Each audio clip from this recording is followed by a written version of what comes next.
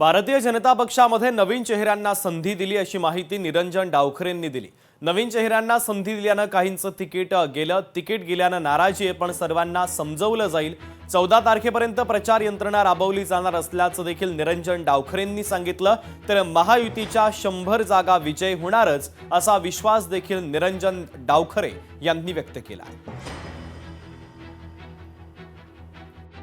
Bharatiya Janata party मध्ये नेहमीच नवीन चेहऱ्यांना संधी देण्याचं काम हे सातत्याने होत असतं। मग ते लोकसभा असेल, विधानसभा असेल, त्याच पद्धतीने या महानगरपालिकेमध्येही त्या दृष्टिकोनाने नवीन चेहऱ्यांना संधी दिलेली आहे। आणि निश्चितपणे जे लोक काम करतायत त्यांची थोडीशी नाराजी असणं हे स्वाभाविक आहे, नैसर्गिक आहे। त्या दृष्टिकोनाने त्यांना समजवण्याचं काम हे पक्षाचे प्रमुख पदाधिकारी ठाण्याचे हे निश्चितपणे करणार आहेत। या 14 तारखेपर्यंत प्रचाराची पूर्ण प्रक्रिया ही राबवली जाणार आहे। प्रचाराचं काळमर्यादा त्याच्यामध्ये आहे आणि त्या दृष्टिकोनाने आमचे प्रदेशाचे नेते माननीय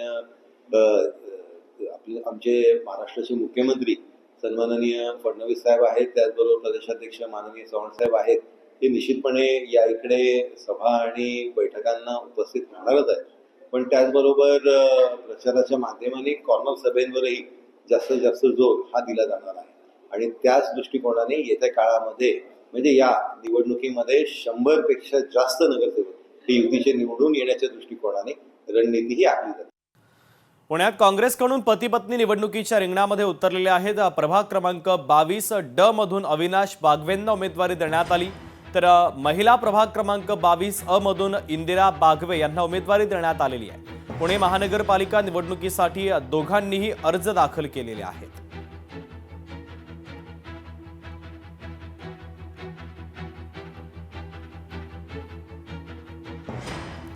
भिवंडीमध्ये महायुतीचा उमेदवार म्हणून भाजप, आरपीआय आणि शिवसेनेचा अधिकृत उमेदवार वॉर्ड क्रमांक 17 मधून लढत असून त्याला पद्मानगर येथील जनता आणि कार्यकर्त्यांनी प्रचंड असा प्रतिसाद दिला।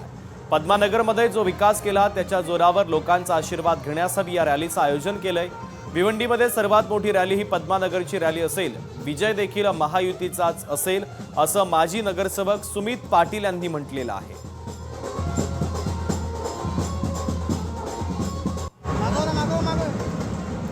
आज मी महायुतीचा उमेदवार म्हणून भारतीय जनता पार्टी, शिवसेना, आरपीआयचा अधिकृत उमेदवार म्हणून वार्ड क्रमांक 17 मधून आज नामांकन करण्यासाठी पूर्ण पद्मानगरची जनता आणि माझे सर्व कार्यकर्ते आज इथे एका प्रेमाने, एक जोशाने आज फॉर्म नॉमिनेशन करण्यासाठी जात आहोत। त्यासाठी प्रचंड प्रतिसाद लोकांचा आहेच, परंतु पद्मानगरमध्ये जो विकास आम्ही केलेला आहे त्या विकासाच्या जोरावर आम्ही आज लोकांचा आशीर्वाद घेण्यासाठी हा रॅलीचं नियोजन केलेलं आहे। मला वाटते आजची ही रॅली भिवंडीमध्ये सर्वात मोठी रॅली ही पद्मानगरची असेल आणि ती महायुतीची असेल आणि विजय देखील महायुतीचाच असेल। महादेव बाबर आणि प्रसाद बाबर यांची आता ठाकरेंच्या शिवसेनेमध्ये घर वापसी झाली आहे। काही महिन्यांपूर्वीच महादेव बाबर यांनी ठाकरेंच्या शिवसेनेमधून राष्ट्रवादीमध्ये पक्षप्रवेश केला होता।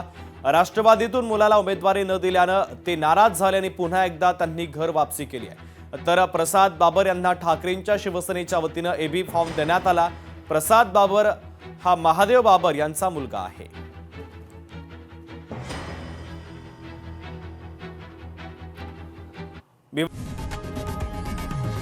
लोकशाही मराठी ऐका, पहा, जागरूक रहा।